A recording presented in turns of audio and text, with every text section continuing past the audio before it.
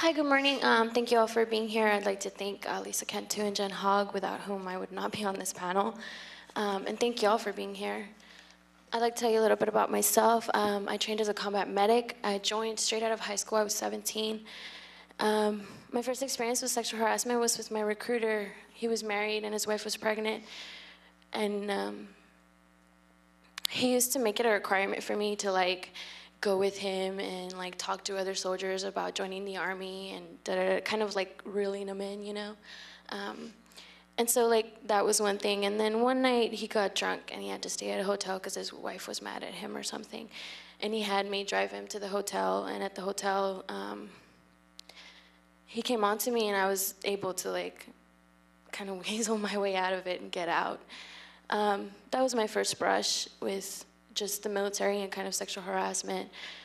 When I was in basic, drill sergeants were known to sleep with the trainees. I did not personally witness it or was it on me, but they were known. When I deployed, I was in a clinic. I worked sick call. I was a combat medic.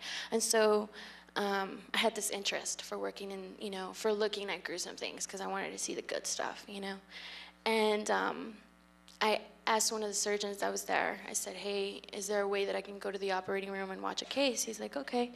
Next day he came and he's like, do you want to start working there? I was like, yeah, sure. I started the next day at 7 o'clock in the morning.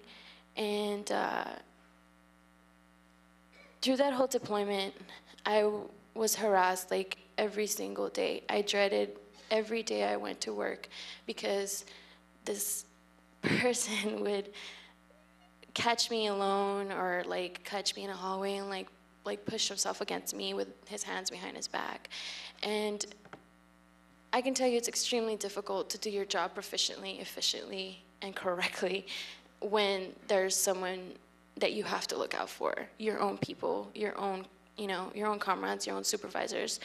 So basically what he was practicing was quid pro quo. I transferred you to the operating room, so therefore you need to give me something back. It never got to a physical point because he knew exactly what he was doing, and I never reported it because it was just, I knew command wasn't going to do anything about it, so there was no point. This person wasn't a person of a very extremely important position, and he had transferred me over, and all I kept thinking about was if I speak out, it's going to be my word against him, and I'm just an E4. I'm a specialist. So who are they going to believe? Are they going to get rid of the guy that's making all the decisions and saving lives, or me, the disposable specialist? And a lot of people say, why didn't you report it? It's so easy.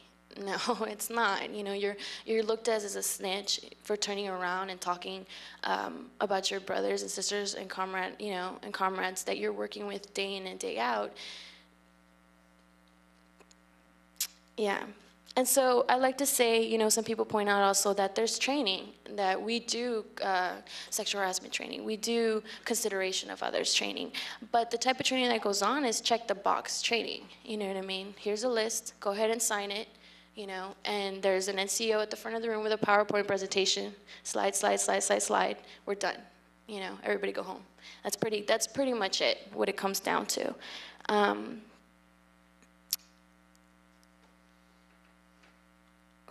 It's really hard for me to sit here and kind of tell you all this because I haven't really, I joined trying to be patriotic, and I joined trying to do something for my country, and I joined, crap, I hate to be the girl. I joined trying to do something for my country, and I joined, trying to be patriotic, and the last thing I would have imagined would have been joining an organization where, by my own peers, by my own comrades, I would have been harassed in that way. Thank you very much.